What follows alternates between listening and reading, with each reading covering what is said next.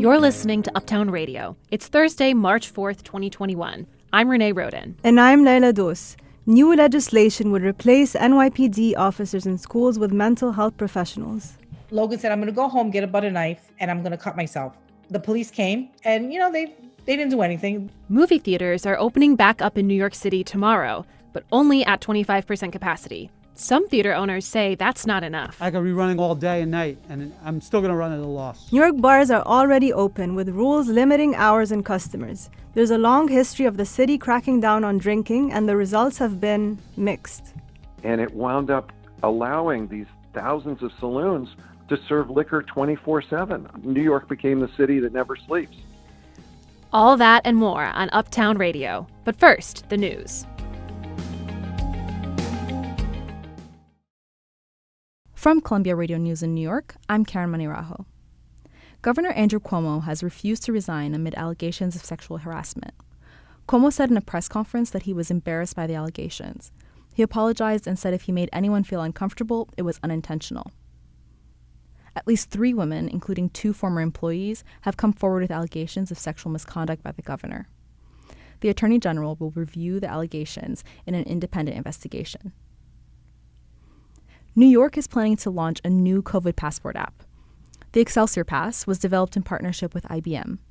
It's similar to a mobile boarding pass. It will store an encrypted digital copy of test results or proof of vaccination. The app was designed for use at indoor and outdoor venues. It has already been tested twice at Madison Square Garden and Barclays Center. Union workers in Chinatown gathered on Tuesday to protest the closing of the historic Jing Fong Dining Hall. They want the landlord, Alex Chu, to let the restaurant stay open past March 7th, when it's required to shift to takeout and delivery. They say at least 100 workers will lose their jobs if the restaurant closes its doors. Alex Chu says Jing Fong hasn't paid rent in 12 months. Jing Fong has been one of the largest and most recognizable dining rooms in New York City's Chinatown district since it was opened in 1978. All 5 New York City district attorneys are pushing for harsher punishments for spitting on subways. Right now, it's a violation, punishable with only a fine. But prosecutors want the act treated as a misdemeanor, with sentences of up to a year in jail. This follows calls from 8 MTA unions for changes to the law.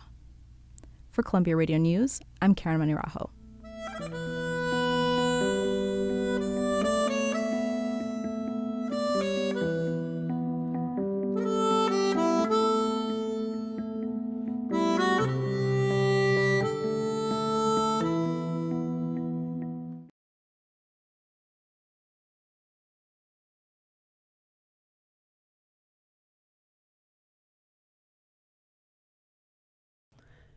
The new Johnson & Johnson vaccine makes its debut at Yankee Stadium tonight.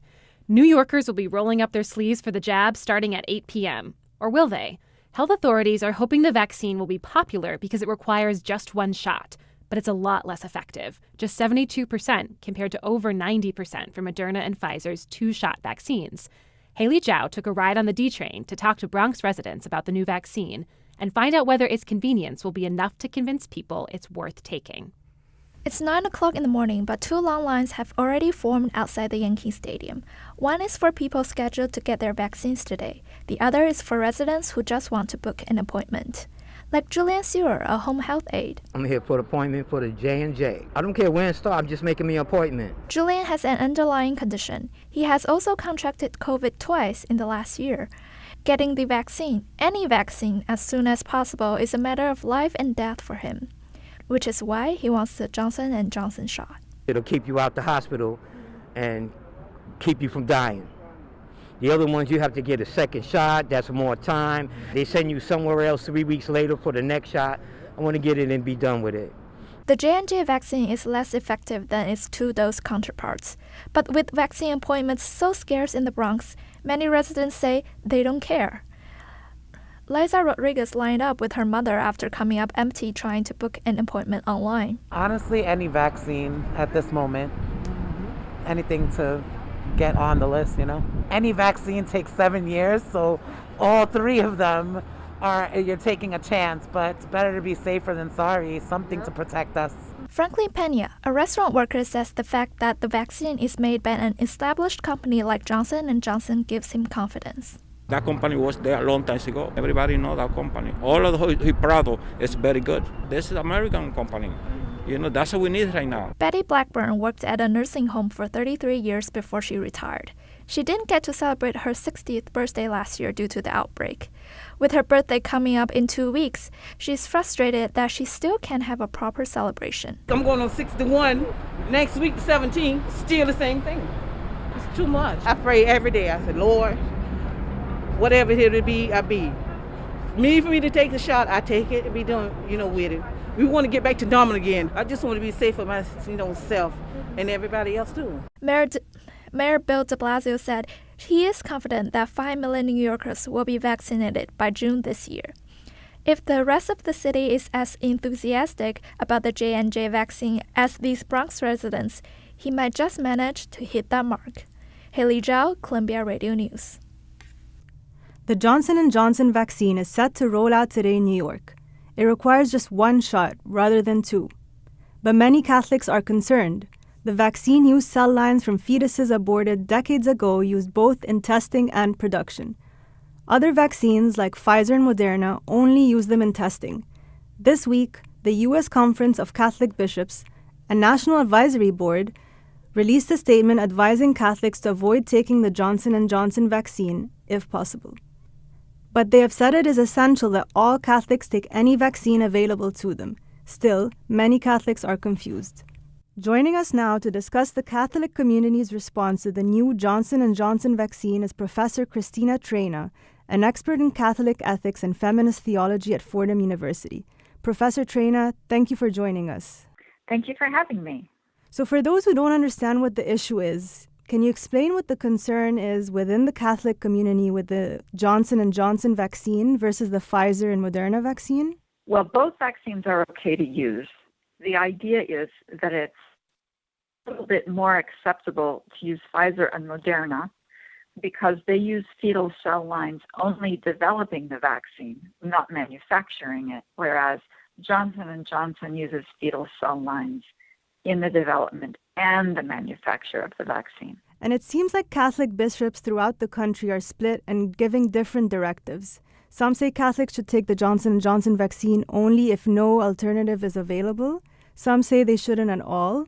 And I reached out to the Archdiocese of New York and they said they did not issue a statement and are directing Catholics to the statement from the U.S. Conference of Catholic Bishops and National Advisory Board, which seems like it's providing vague language. I think that the statement does cause confusion. It doesn't say some things that the Vatican and the U.S. Conference of Catholic Bishops usually do say, which is that it is a very morally weighty problem to have these diseases running around in our culture, and that we are morally obligated to do everything that we can to protect ourselves and our neighbors from becoming ill. What's creating these different responses, in your opinion?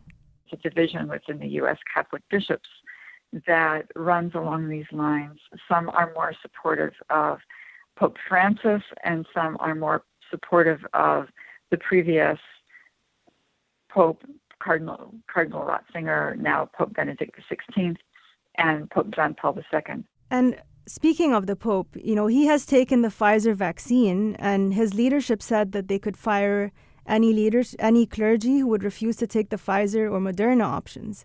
But so far, the Vatican has taken a similar stance to the conference. Overall, does it matter what individual bishops say versus what the Vatican says? I think what's important to note is that the Vatican and the USCCB have both said that when it is a matter of health, both public health and personal health, one must very strongly consider taking the vaccine, even if one would prefer not to have a vaccine made with fetal cells. Do you think this statement could cause more confusion about vaccines in the Catholic community? I think that the statement does cause confusion, but it doesn't say some things that the Vatican and the U.S. Conference of Catholic Bishops usually do say, which is that it is a very morally weighty problem to have these diseases running around in our culture, and that we are morally obligated to do everything that we can to protect ourselves and our neighbors from becoming ill. On that note, what do you hope that Catholic New Yorkers take from all of this moving forward? I hope that Catholic New Yorkers who are concerned about using fetal cell lines in vaccines will do two things. One, they will get vaccinated with whatever vaccine is available to them. And two, that they will press vaccine companies, healthcare companies, to develop vaccines that don't rely on fetal cell lines. And that is what the bishops hope they will do too. Professor Trena, Catholic theologist at Fordham University, thank you so much for being with us today. Thank you very much.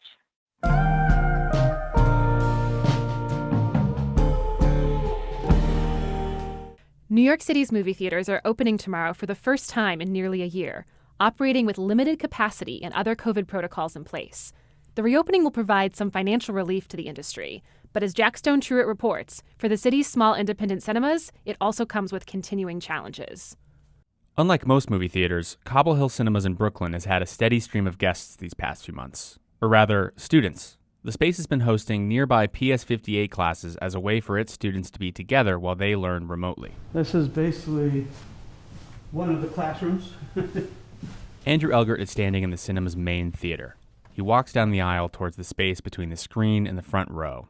There are folding tables set up there, yellow tape strung across the maroon seats to enforce distancing, and elementary school remnants fill the room. Everything. They have toys, puzzles, board games, laptops. Elgert helps run the theater along with the Williamsburg and Kew Garden cinemas with his family.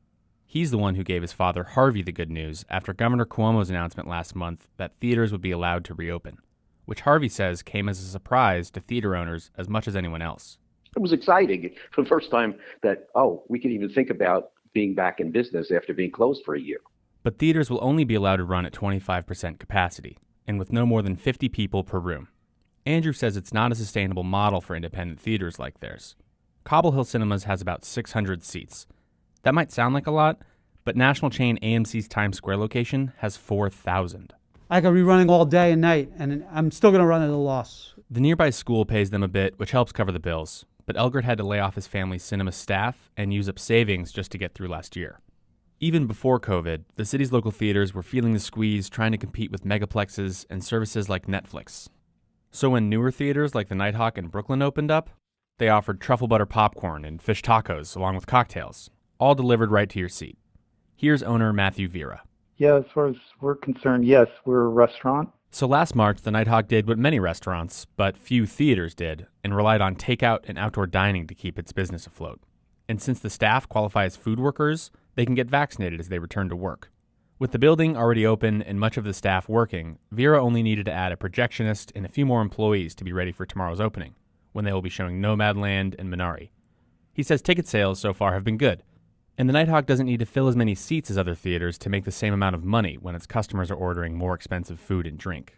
But, 25% is not sustainable for us either. Independent cinemas are also eager for their piece of the $15 billion set aside for some shuttered arts venues in last December's COVID relief bill, but applications aren't available yet.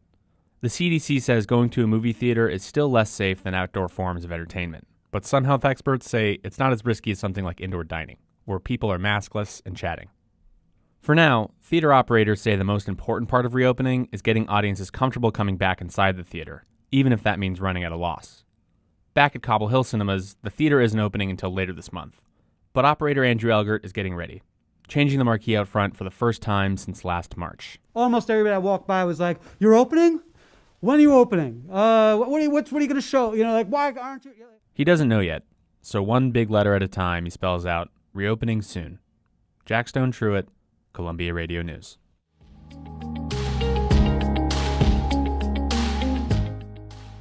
You're listening to Uptown Radio. I'm Renee Roden. And I'm Leila Dos.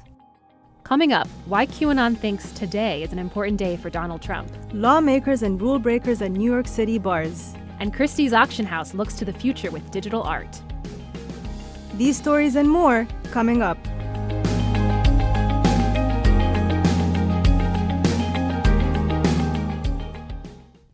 The U.S. Capitol Police announced yesterday that they were aware of possible plans of far-right groups to attack the Capitol today, March 4th. The attack may have been inspired by the online group QAnon, Some members believe this is the day former President Trump will be inaugurated for a second term. Arcelia Martin reports.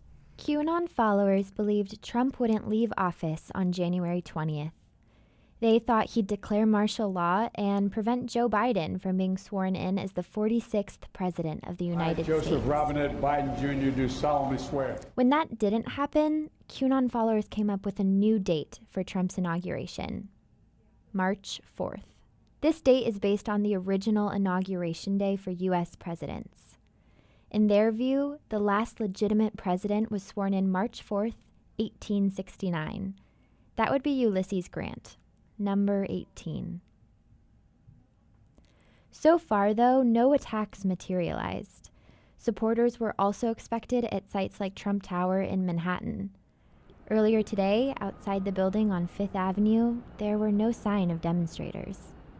Just a security guard who came out from the gold-plated glass doors as I walked closer to the short metal barricade. How's it going? I asked him if he knew of any demonstrations happening today. Not that I know of, no. Kathleen Stansberry is a professor at Elon University who studies internet communities. She says that predictions by the group start with cryptic messages from the anonymous queue, which are then interpreted into specifics, such as the March 4th inauguration. If things don't happen as expected, then it's not necessarily the anonymous source. It's not necessarily Q that is wrong. It's that it was misinterpreted. Stansberry says that within the group, the broader themes of the predictions are more important than the specifics. Are you trusting that March 4th is the day? Probably not. You're trusting that Q exists and that there are powerful people working to take down other powerful people.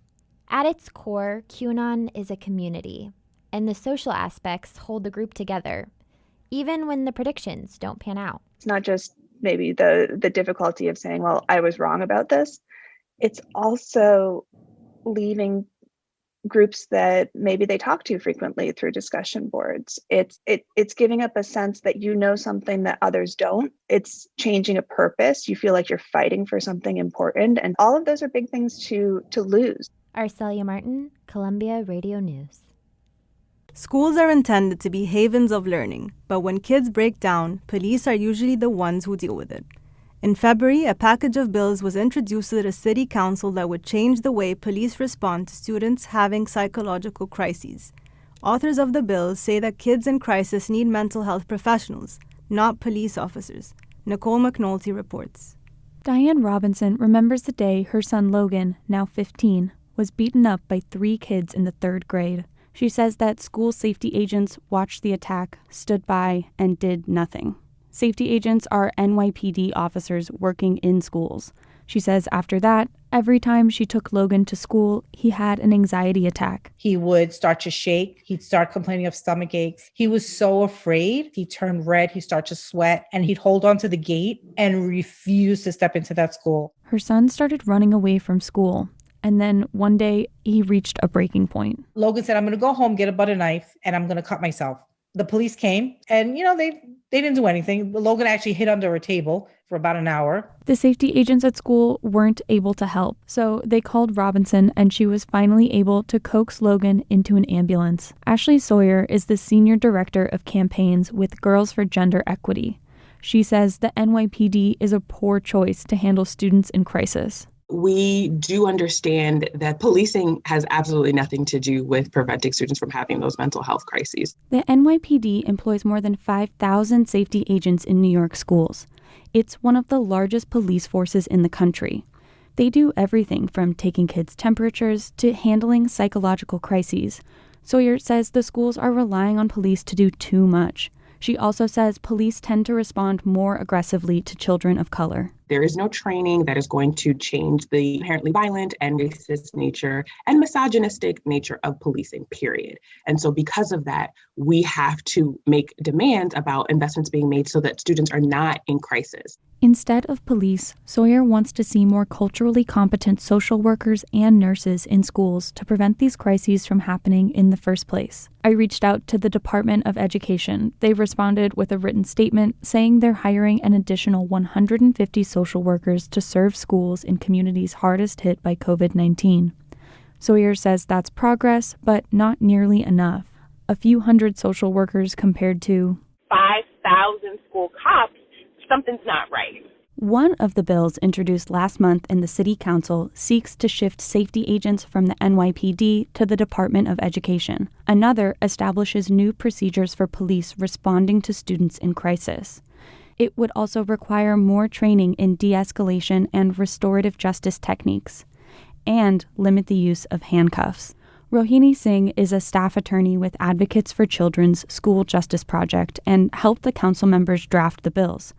She says ultimately, police shouldn't be in schools at all. But for now, while, police are still in schools and around schools, they should know what they can and can't do when it comes to a student that's experiencing an emotional crisis. Dr. Jennifer Greif-Green, an associate professor at Boston University, says there's barely been any research about how police in schools affect kids. But she says the way things are structured now, everyone gets the short end of the stick. Police, school staff, and students. We know that students need better access to mental health services, and we know that police don't really want to be responding to mental health crises in schools. Last year, Diane Robinson enrolled her son Logan in a private school. She says he's doing much better. The package of city council bills addressing safety agents is being considered in committee. Nicole McNulty, Columbia Radio News. 1.7 million Americans are being vaccinated against COVID-19 every day, but New York City is still in the grip of the pandemic. Yesterday, the city recorded more than 3,000 new COVID cases and at least 90 deaths. After nearly a year of restrictions, New Yorkers are feeling the pandemic fatigue. Many welcomed the city's decision to reopen despite the risks. Movie theaters will welcome guests starting Friday, and social gatherings will double in size later this month.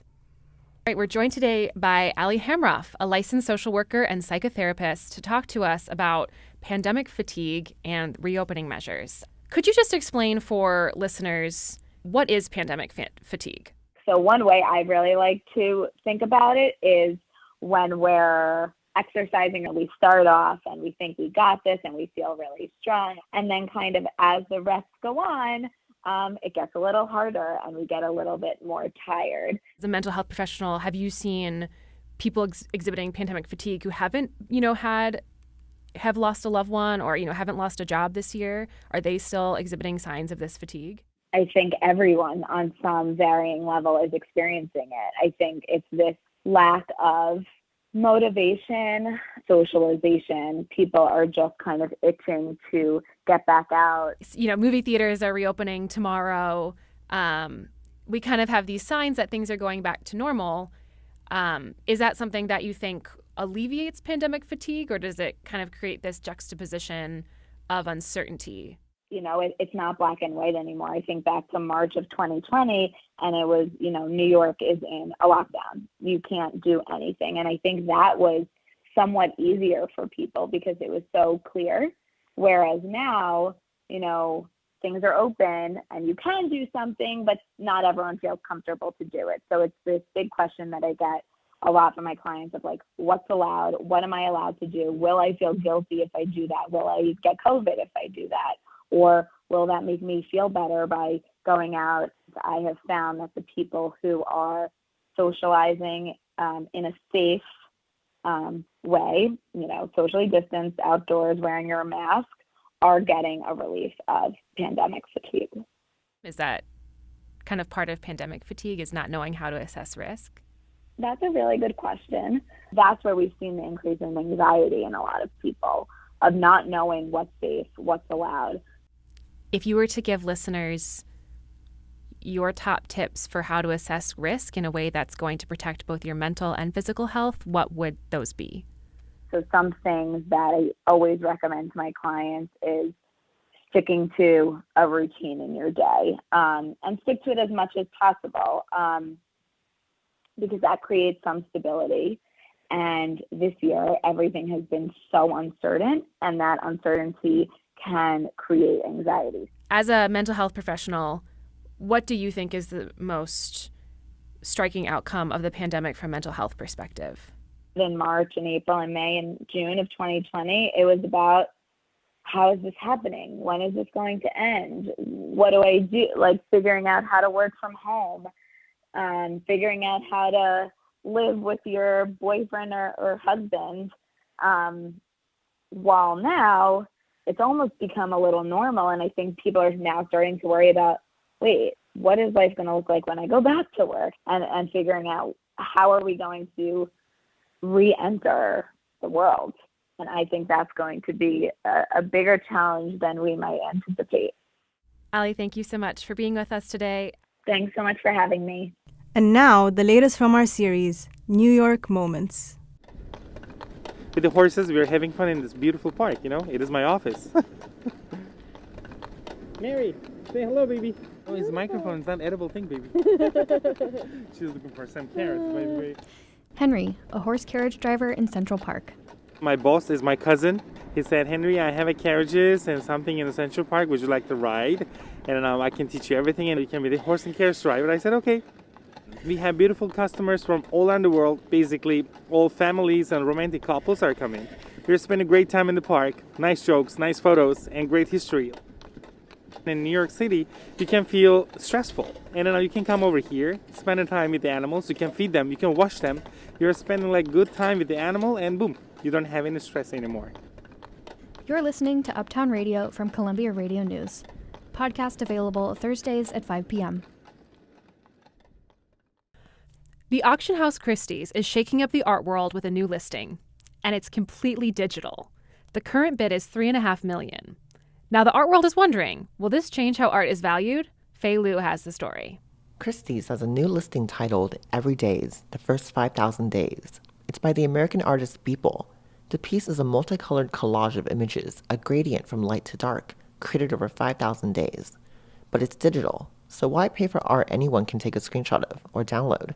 Andrew Perkins is the co-founder of SuperRare, a marketplace for digital art. So, if you have a JPEG or an MP3, as we know, you can, I could email you the image and then we both have it. They're free to copy, basically infinitely copyable. And that's how the internet works. Perkins says with digital art, the pieces are just normal GIFs or JPEGs. But one thing makes digital art collectible: digital tokens. But what has changed is we now have a digital object that is truly scarce, and that's the token itself. Some tokens are used as currency, like Bitcoin, but other tokens have uses like authenticating art. Those tokens are called NFTs. An NFT is a non-fungible token, sometimes called a NFTY. That's Amy Whittaker. She's an NYU professor specializing in art business. Fungible tokens can be duplicated. NFTs, or non-fungible tokens, can't. There's only one Mona Lisa, just like each NFT is unique. NFTs exist on blockchain networks. Each block in the blockchain is a ledger, permanently recording information, like art ownership. So NFTs allow digital art to be rare, just like traditional paintings or sculptures. You might have a piece by Warhol and another piece by Warhol, but they're not technically interchangeable. And the fact that NFTs allow digital images to be put in a container that allows them to function as an original object, even if those images are also replicated and widely available. The pandemic might be the perfect environment for NFTs too. Andrew Raftery teaches printmaking, engraving, and ceramics at the Rhode Island School of Design. And it actually seems really kind of appropriate that people would be testing the waters right now on something that goes beyond just buying an object online. Skeptics of digital art say it isn't, quote, real, that art needs to be a traditional, tangible object, something an artist makes with their hands. But Raftery says the art world has a history of skepticism towards technology, like when photography first came out, or more recently in the 60s when Andy Warhol adopted commercial screen printing techniques into his practice, permanently changing printmaking. But using the whole online medium to introduce a new work of art, and actually that would be the art, that the art would exist in that way. I think it's a fascinating moment. It's not traditional, but it can be profitable. Andrew Perkins says his company SuperRare did over $10 million in volume selling digital work in February. He says that some in the art market are nervous digital art might disrupt traditional practices, but he's optimistic about NFT's future. I think people are very kind of like open-minded and fascinated by this. And I think, Christie's selling its first NFT in this Beeple sale is an indicator of that. I do think that what's happening, what we're seeing now is a whole new digitally native breed of collectors on the rise. And I think that's going to really revolutionize the art market. The art market will better understand how revolutionary NFT art is in 7 days. That's when Christie's Beeple sale ends. Fei Lu, Columbia Radio News. When the pandemic broke out last year, strict rules were issued for COVID safety in restaurants and bars. But the pushback was immediate. New Yorkers don't like their bars regulated. But the city has a long history of controlling what happens in bars for all kinds of reasons. And as Kat Smith reports, New Yorkers have always found creative ways around those rules. This bar in Harlem is a typical neighborhood joint. Wood paneling on the walls, dim lighting. When I walked up to the bartender with my microphone on a quiet afternoon, she asked that I not use her name, or the name of the business. She said she's afraid of losing her job, and the bar's liquor license. I ordered a beer, and they didn't make me order food. They said they don't enforce that rule anymore. And then they asked me if I was a cop. The New York State rules for city bars do currently say that drinks can't be served without food. Indoor seating is at 30% and social distancing must be observed. But on some nights, this bar features live music and a packed house. When rules come down that New Yorkers don't like, they find ways of evading them. And that's always been the case. David Wondrich is author of several books on nightlife culture and drink history. He says that the government has long tried to control what happens in bars. It goes back to slave rebellions in the 18th century that were planned in bars. The powers that be have always been very nervous about what happens in bars. Bars have always been portals to people out of control and planning things that the powers aren't so interested in. And New Yorkers don't like being told what to do in their favorite pubs. Richard Zacks is the author of Island of Vice, about efforts in the 1890s to curb gambling, prostitution, and excessive drinking in saloons and dance halls. Sunday drinking was already illegal at that time, but, he says, few people took the rules seriously, especially on the crowded Lower East Side, where there were thousands of saloons. After a 60-hour work week, customers could unwind for a nickel a drink on their only day off. New York had a big drinking problem. 2/3 of all arrests were for drunk and disorderly. And women were frankly fed up with having drunken husbands who squandered the paycheck. So a new law was passed called the Raines Law of 1896 to get tough with bars. And the law seems pretty straightforward. It says you can't serve liquor from midnight on Saturday till 5 a.m. Monday. But the law was riddled with loopholes. Hotels could serve on Sundays, so bar owners threw up a few walls, creating tiny rooms in back. And they could keep slinging liquor if they served a meal with each drink. Pretty soon they realized no one had to eat the food. As long as a plate was on the table, cops were okay. So bars started serving what became known as Raines sandwiches.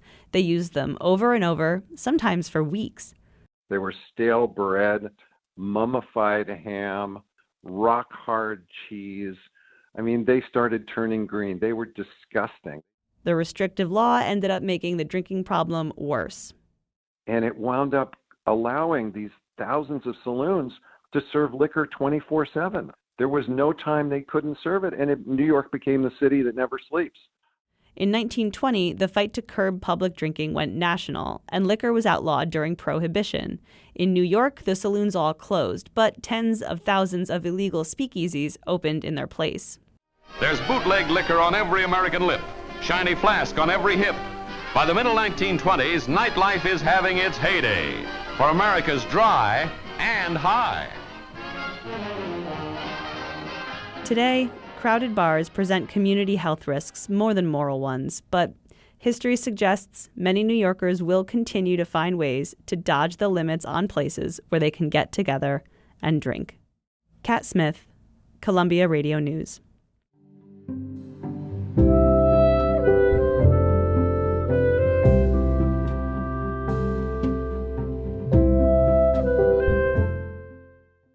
As the one-year anniversary of New York City's lockdown approaches, Renee Roden shares the story of a surprising friendship that blossomed during quarantine.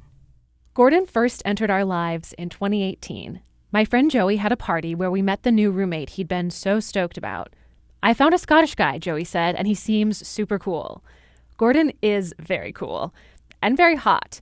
He's trim and tall, about 6'1".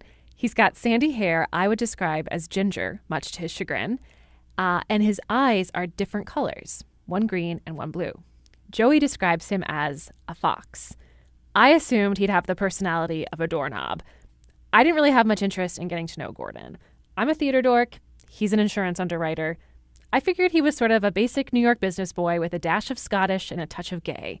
Plus, I had a really hard time understanding his accent. Lockdown changed all of that. Our quarantine pod was like a little ship crew, and 2020 was an all-hands-on-deck moment. We took care of each other. And I discovered Gordon was pretty good at taking care of me. One time, I had biked down the Hudson River Greenway to meet him at a Black Lives Matter protest and arrived late, stressed and sweaty. Gordon met me a few minutes after I docked at the city bike station. He held my sign while I rummaged through my backpack. He listened to me vent, and I felt everything was going to be okay.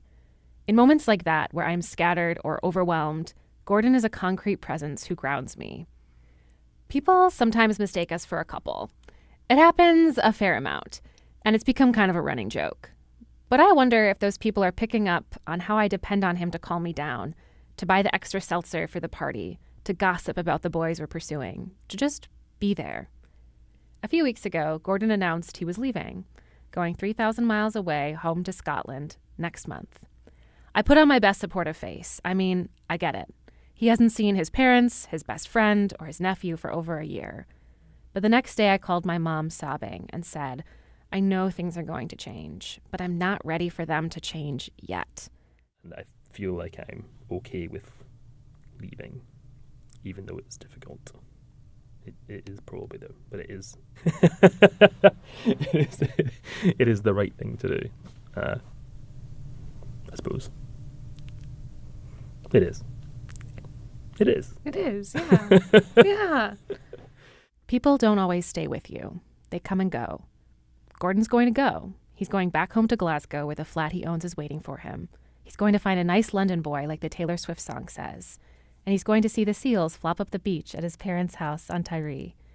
But even when 2020 is in the distant past, I want to believe that Gordon will be very present to me because he cared for us, for me, this year. And I want to think, I hope, that sort of love stays with you, even when they go. Renee Roden, Columbia Radio News. That does it for this edition of Uptown Radio. We hope you enjoyed the show. Executive producer Kate Stockram ran our show today. Senior producer Megan Zerez led our staff of reporters with help from assistant producer Nicole McNulty. Senior editor Katie Anastas and assistant editor Kat Smith led our copy team. Fei Liu managed our website today, and Arcelia Martin, Haley Zhao, and Karen Manarajo brought us today's news. Thanks to our instructors Sally Herships, Ben Shapiro, and Patty Hirsch. I'm Renee Roden. And I'm Leila Doz. Uptown Radio is available on iTunes, SoundCloud, and uptownradio.org on Thursday evenings. From all of us here at Uptown Radio, thanks for listening.